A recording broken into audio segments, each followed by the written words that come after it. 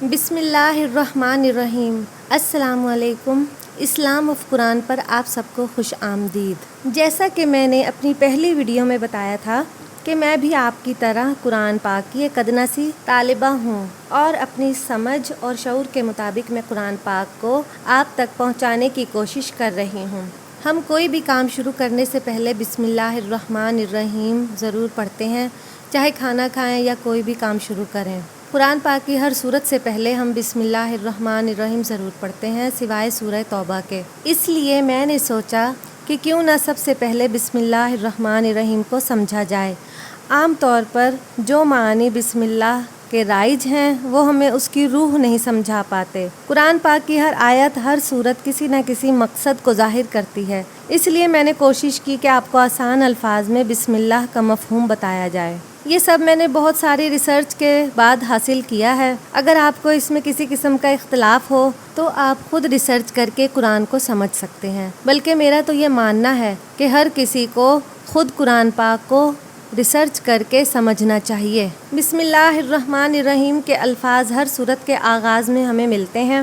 بعض لوگ اسے ایک آیت قرار دے کر متعلقہ سورت کا حصہ قرار دیتے ہیں، اور بعض لوگ اسے کسی بھی سورت کا حصہ نہیں سمجھتے، بلکہ کہتے ہیں کہ الفاظ بطور تبرکاً ہر سورت کے شروع میں لکھ دیے گئے ہیں۔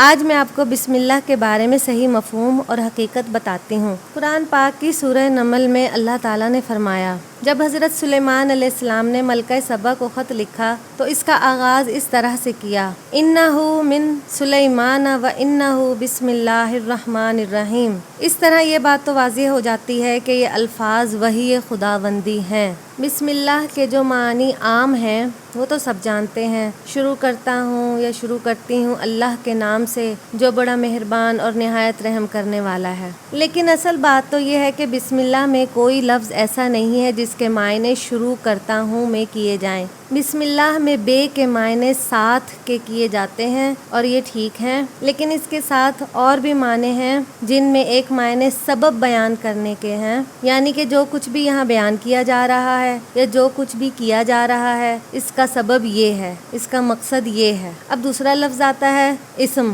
اس کا مطلب عام طور پر نام کیا جاتا ہے، لیکن یہاں پر یہ لفظ اللہ کی صفات کے معنوں میں آتا ہے۔ لفظ اسم کے بنیادی معنی کسی ایسی علامت کے ہیں جس سے اس چیز کی پہچان ہو، اور ہم سب جانتے ہیں کہ اللہ تعالیٰ اس کی صفات کی روح سے پہچانا جاتا ہے۔ اس لیے میرے نزدیک بسم اللہ سے مراد اللہ کی صفت ہے۔ اللہ خدا کا ذاتی نام ہے اور رحمان و رحیم اس کی صفات ہیں، تو اس لحاظ سے بسم اللہ الرحمن الرحیم کے معنی یہ ہوئے کہ اس کے بعد جو بھی بیان کیا جا رہا ہے اس کا مقصد اللہ کی صفات رحمان و رحیم کا ظاہر ہونا ہے، یعنی کہ جب ہم کوئی بھی کام بسم اللہ پڑھ کر شروع کرتے ہیں تو ہمارا مقصد یہ ہوتا ہے کہ ہم اس کی رحمانیت اور رحیمیت کا ظہور کرنے کے لیے یہ کام کر رہے ہیں۔ یعنی جب ہم قرآن پاک کی کوئی بھی سورت سے پہلے بسم اللہ الرحمن الرحیم پڑھتے ہیں تو ہمارا مقصد یہ ہوتا ہے کہ ہم جو بھی بیان کر رہے ہیں